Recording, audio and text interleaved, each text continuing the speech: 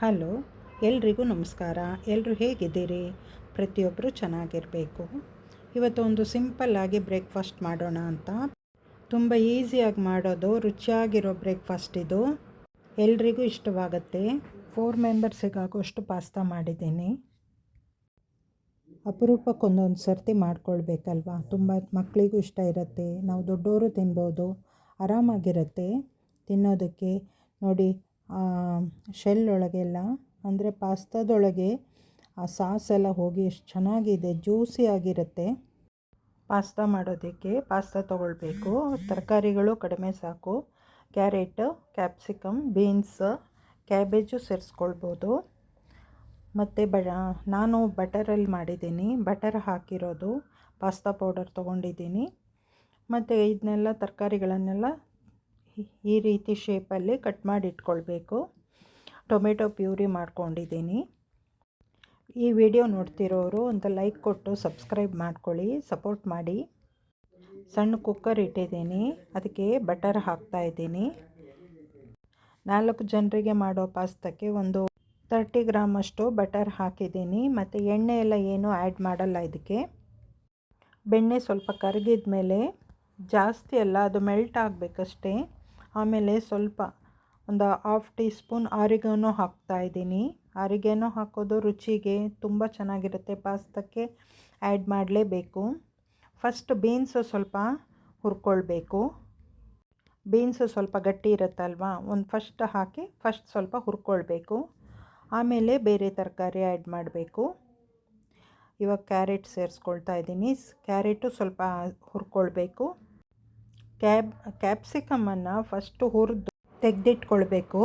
ಆಮೇಲೆ ಬಾಕಿ ತರಕಾರಿ ಎಲ್ಲ ಹುರ್ಕೊಳ್ಳಿ. ನಾನು ಮರ್ತೋಗಿದ್ದೆ, ಆಮೇಲೆ ಹುರ್ಕೊಳ್ತೀನಿ. ಇವಾಗ ಸ್ವಲ್ಪ ಅರ್ಧದಷ್ಟು ಕೊತ್ತಂಬರಿ ಸೊಪ್ಪು ಅದಕ್ಕೆ ಹಾಕಿದ್ದೀನಿ. ತರಕಾರಿಗಾಗುವಷ್ಟು ಖಾರದ ಪುಡಿ ಹಾಕ್ಕೊಳ್ಬೇಕು. ಇದು ಗೋಧಿ ಪಾಸ್ತಾ ಮಾಡ್ತಾ ಇರೋದು. ನಂತರ ಯಾರು ಬೇಕಾದರೂ ತಿನ್ಬೋದು, ಇದು ರುಚಿಯಾಗಿರುತ್ತೆ. ರುಚಿಗೆ ತಕ್ಕಷ್ಟು ತರಕಾರಿಗೆ ಬೇಕಾದಷ್ಟು ಉಪ್ಪು ಹಾಕಿದ್ದೀನಿ. ಮತ್ತು ಇವಾಗ ಪಾಸ್ತಾ ಪೌಡ್ರು ಹಾಕ್ಕೊಳ್ತಾ ಇದ್ದೀನಿ ಬೇಕಾದಷ್ಟು. ಈ ಪ್ಯಾಕೆಟ್ 2 ಸರ್ತಿಗೆ ಬರುತ್ತೆ, 4 ಜನರಿಗೆ ಮಾಡೋದಲ್ವ, ಅರ್ಧ ಹಾಕಿದರೆ ಸಾಕು. ಹಾಕಿದ್ದೀನಿ. ಒಂಚೂರು ಕಡಿಮೆ ಇದೆ ನಮ್ಮ ಮನೆಯಲ್ಲಿ, ಆದರೆ ಟೇಸ್ಟ್ ಚೆನ್ನಾಗಿತ್ತು, ಸಾಕಾಗಿತ್ತು. ಇವಾಗ ಒಂದು ಅರ್ಧ ಟೀ ಸ್ಪೂನಷ್ಟು ಪೆಪ್ಪರ್ ಪೌಡ್ರ್ ಆ್ಯಡ್ ಮಾಡ್ತಾಯಿದ್ದೀನಿ. ಅದು ಎಲ್ಲನೂ ಎಣ್ಣೆಗೆ ಹಾಕಿ ಹುರ್ಕೊಂಡ್ರೆ ತುಂಬ ಚೆನ್ನಾಗಿರುತ್ತೆ. ನೆಕ್ಸ್ಟು ಟೊಮೆಟೊ ಪ್ಯೂರಿ, ಒಂದು 3 ಟೊಮೆಟೊ ಪ್ಯೂರಿ ಮಾಡಿ ಹಾಕಿದ್ದೀನಿ. ತುಂಬ ಚೆನ್ನಾಗಿರುತ್ತೆ. ನಿಮ್ಗೆ ಬೇಕಾದರೆ ಸ್ವಲ್ಪ ಸಕ್ಕರೆನೂ ಆ್ಯಡ್ ಮಾಡ್ಬೋದು, ಒಂದು ಟೀ ಸ್ಪೂನು. ನಾನು ಹಾಕಲಿಲ್ಲ. ಇವಾಗ ಪಾಸ್ತಾ ಬೇಯೋದಕ್ಕೆ ನೀರು ಹಾಕಿದ್ದೀನಿ. 1 ಲೋಟ ಪಾಸ್ತಾ ತೊಗೊಂಡ್ರೆ ನೀರು 1/4-2 ಲೋಟ ನೀರು ಹಾಕಬೇಕು.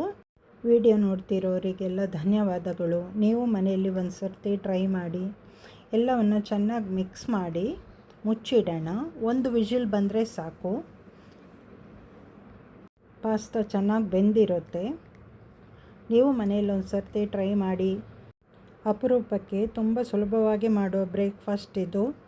ಕ್ಯಾಪ್ಸಿಕಮನ್ನು ಸಪ್ರೇಟಾಗಿ ಒಂದು ಸ್ವಲ್ಪ ಉಪ್ಪು ಹಾಕಿ ಹುರ್ಕೊಂಡಿದ್ದೀನಿ. 1-2 ಚಿಟಿಕೆ ಉಪ್ಪು ಹಾಕಿದ್ದೀನಿ. ಹುರಿದು ಹಾಕ್ತಾಯಿದ್ದೀನಿ. ಇವಾಗ ಪಾಸ್ತಾ ಎಲ್ಲ ಚೆನ್ನಾಗಿ ಬೆಂದಿದೆ. ಮರೆಯದೆ ಈ ವಿಡಿಯೋಗೆ ಲೈಕ್ ಕೊಡೋದು, ಸಬ್ಸ್ಕ್ರೈಬ್ ಮಾಡ್ಕೊಳ್ಳೋದು ಮರಿಬೇಡಿ. Respect to all. Thank you for watching. See you in next video.